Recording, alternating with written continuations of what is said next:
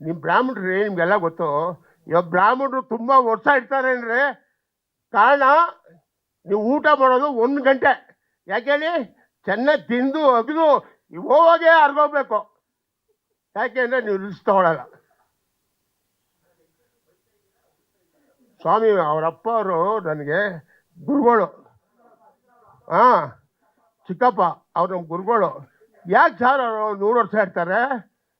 ಊಟ ತಿನ್ಬೇಕಾದ್ರೆ ಅಗದಿ ಅಗದಿ ಅಗದಿ ತಿನ್ನಿ, ಮಜ್ಜಿಗೆ ಕುಡಿದು ನಿದ್ದೆ ಬರ್ತದಂತೆ. ಮಲಗಿ 2 ಅವರ್ ಆದ್ಮೇಲೆ ಬೇರೆ ಕೆಲಸ. ಅದು ಬ್ರಾಹ್ಮಿಣ್ಸ್ ಅನ್ನೋದು. ಅದಾದ್ಮೇಲೆ ಸಟ್ರು